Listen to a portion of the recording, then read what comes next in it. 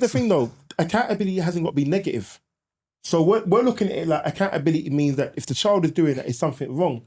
But what I'm saying is the behavior has been learned from somewhere. Someone has been accountable for that behavior. Whether we want to look at it as positive, negative, or indifferent, it's been learned behavior, innit? That's what I'm saying. It's who's accountable for him to learn that? Who's accountable for him to learn that? Because it's learned from somewhere, innit? He's learned that's his household. Sorry, but I'll let you finish. I'll go after. He's learned that that's his household. So I don't make him accountable for anything. If anything, you're going to say his parents are accountable, or his mum would be a parent, would be accountable for it.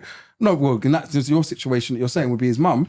All right, would be accountable for it because that's how she raises her. That's how she wants the household to be. Only if it's a problem. Yeah, which is the point why. But it's not a problem. It's not a problem in her household. So it's a good thing. He gets up now. He no longer. So I'll give you a quick example. Is my son would get up and make breakfast for himself. All right, I don't have to necessarily get up and go and make breakfast for him anymore because he's old enough, or he got to a point where he's old enough, and I said, all right, you can do it yourself, and he's done it himself. Now, some people's household we say, 1 second, you don't get up in the morning and sit down and have breakfast with your child. Or making breakfast. Yeah. Well, in some people's household, that's the thing. You get up in the morning. The funny thing is, that's me. There you go. I grew up, I never had breakfast with my parents. Yeah. You have breakfast every... I never had breakfast with my parents at all when I was growing up. No, so there you go. That could be me eating an apple, a pear, but it's just that moment where you're having breakfast because I want my son. I want my son to grow up with the habit of having breakfast because 90% of us here don't have breakfast in the morning. Well, so I come from a different standpoint. I'm teaching my son that this is not beyond you. You need to be able to do it.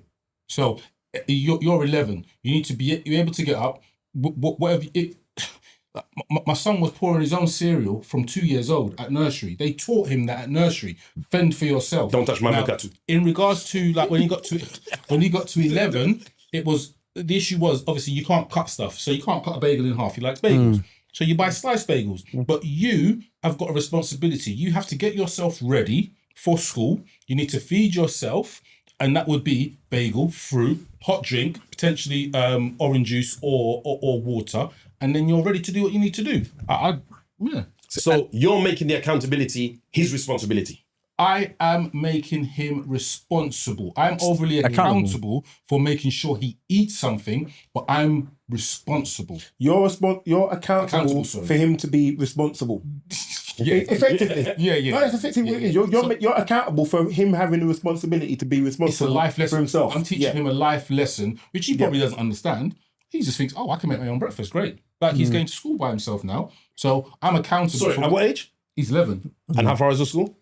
Well, I wouldn't say far. It's probably about 2.5 miles, roughly. So he's got to get on a bus. He could walk there, but it'll take ages. But he needs to be able to traverse that.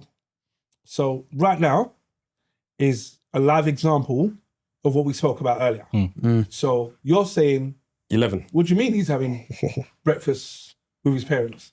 And you're saying, what do you mean he doesn't have breakfast with his parents? So straight away, if both of your children came to my house and were staying at uncle's house, let's go get breakfast. Your son went and put the bread in the toaster and is munching. No. Wait, just wait. And his son's sitting there going... And his son's sitting there like... That's different. Uncle's... Like, I made my uncle to have breakfast. Now, I'm not saying your son's wrong or your son's wrong. I'm just saying the standard is different. Now, if you then use the standard across life... Sorry, Tongo. If you use the standard across life, it's very hard to say what you've done is right and what you've done is wrong. Do you get what I mean? It's just these are different standards. However, there comes a point where in society, the standard gets blurred and we then don't understand. And what's happened in the last 25, 30 years in London, what I can say with confidence, is there are things that you could do 25 years ago, and if you did it now, you're named, shamed, discredited, and shelved. Do you get what I'm saying? However, the other side of the coin is if you don't do it, it's like, what kind of person are you? Do you get what I mean? So how do you then gauge or judge accountability? Because accountability in most cases is a negative thing.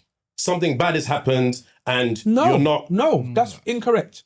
Because in most incidents No. Because if, for example, we've got a podcast on today that's on 3 different platforms. It's going to be 5 different platforms and wherever else. How did we get there? the 6 of us pulled together and put something together. One had the idea, one had the execution, one had the growth, one had the vision. Do you get what I'm saying? We all pulled it together and we got to this point.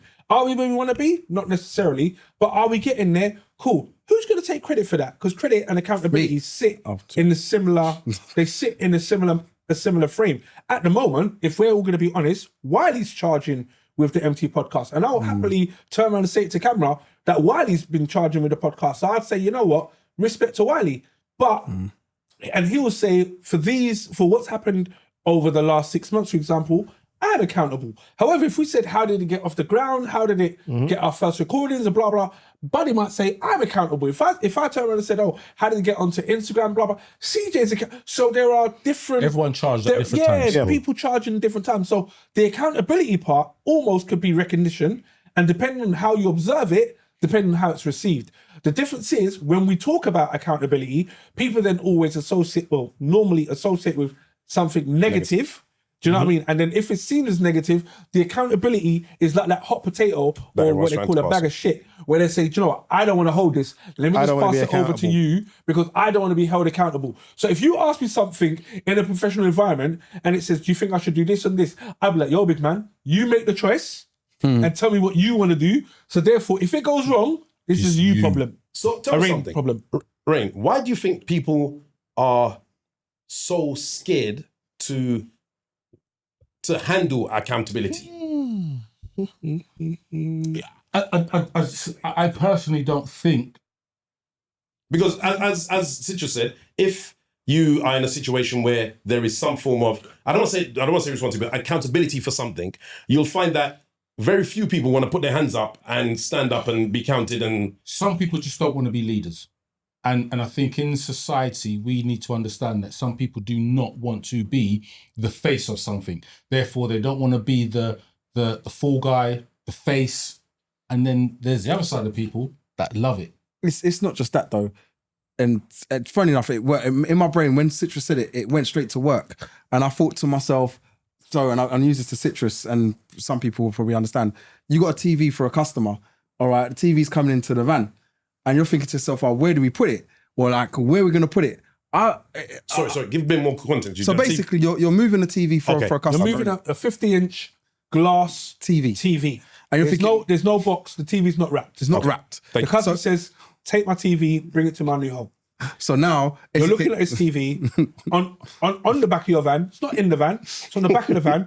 You now have to transport it safely to their new home. Where do you want to put it?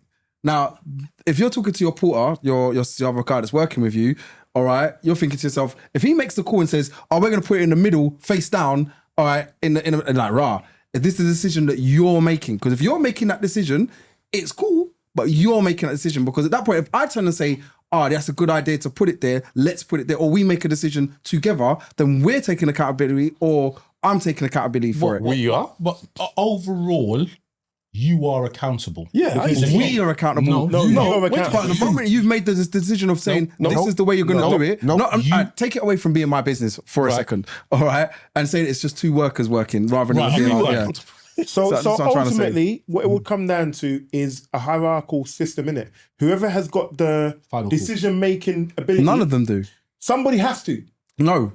I've got two workers that are working. There's a driver and there's a porter.